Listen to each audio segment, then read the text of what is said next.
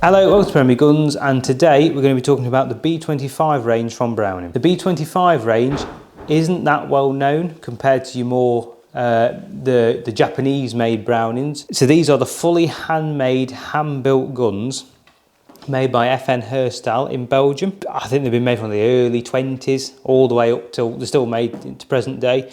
You don't see many new ones about, A, because of the cost, because everything about them is handmade. The action, the barrels, the stocks, everything.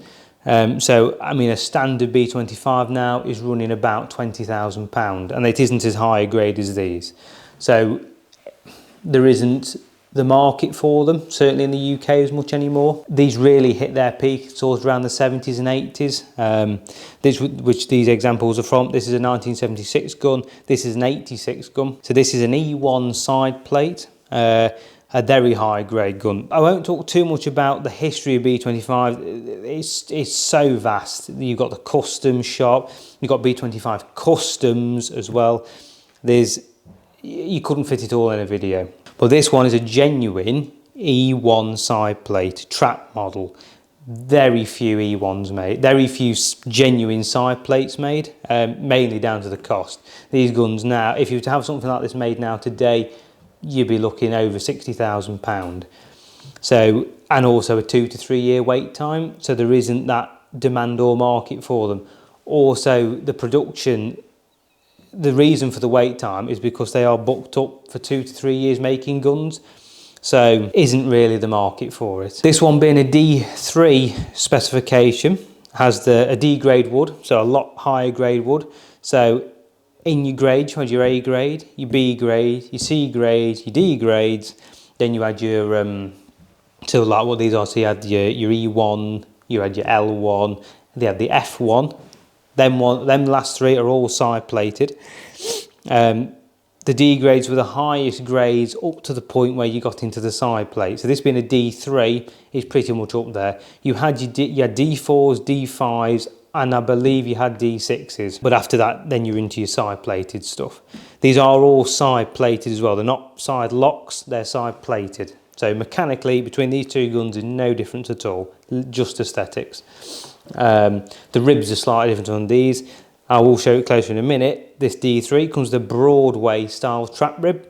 Gone the way of the dodo. No one, you can't find a gun with this sort of wider rib, certainly in the Browning range anyway, which is a shame really. It isn't the most practical thing in the world, it's just nostalgic and it is cool. Just talk about this E1 a little bit more. The E1 both of these being fully hand engraved, have the engraver's signature on both of them. So we'll take a look closer in a minute, but the engraver's signature is just there. Some of the engravers, depending on the gun, would sign their work. Some of them didn't. This D3, for example, hasn't got a signature. It's got an action, the name of the fellow who made the action, but not the engraver. The B25 range, the history is so fractured. It's not all written down in a book. It's very fractured. There isn't, so a lot of what I'm saying may be contested by some people. This is why I'm not heavily getting into the history of it, because there just isn't, you just can't know it all. And also another reason why the B25 range isn't as popular anymore as, well, as the Japanese made Brownings, A, because of the price and whatnot, but mainly also the chokes down to the steel shot. These are all fixed choke guns. The brand new B25s now come with Invector DS threaded barrels, so that's fine for steel, but everything pretty much from now backwards, there might be the odd exception, but it's pretty much all fixed choke. A lot of these guns also wouldn't really take high performance steel. I personally wouldn't even have it proof of high performance steel. They were just not designed to take it. It would just shake them to bits. They're not designed for it. Standard steel, if you had it proof of standard steel, it'd be absolutely fine, I have no doubt, if the choking was changed accordingly, so less than half and half, or teagued or briled, multi-choked. They're also a little bit of a party trick of the B25 is how they come apart. So they don't come apart like a traditional Bretta or in Browning, where the fore end comes off the barrels. So we'll just take a quick look at this.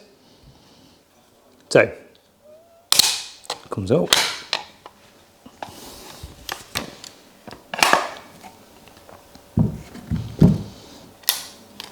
we go. So the forend always stays on the barrels with the B25s. They don't come off. You can take the forends off for servicing and repairs and whatnot, but if you put them away, this is how they come. The forends are stuck to the barrels, which I think is a nice, I quite like it, it's different. It's a nice feature. Talking about forends, so this is a beaver tail forend. You also had, again, being a custom gun to some degree, you could more or less pick what you wanted.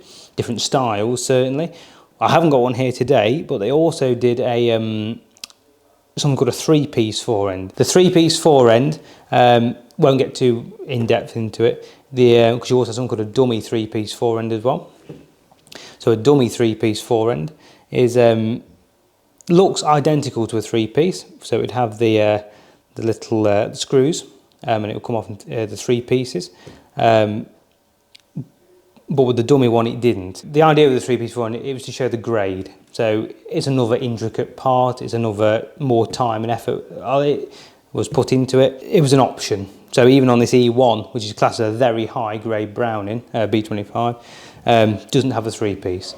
So, but you could have something like a three-piece for a D3. It was an option, but it was an expensive option. Personally, I think people should not discount the B25 range. I wouldn't necessarily go out and spend 20 plus grand on a brand new one, for shooting clay certainly anyway. Game, that'd be absolutely fine. They're not really clay guns. If you were to buy a new one, no one would buy it for clays. They do sporting models. But I wouldn't discount the B25 range when looking for a gun. They're just not that well known. There's not a lot of history. There's not a lot of documentation about them. Obviously, the Japanese stuff, Berettas dominate. So these sort of got forgotten a little bit. You can still pick all the B25s up, very reasonably priced.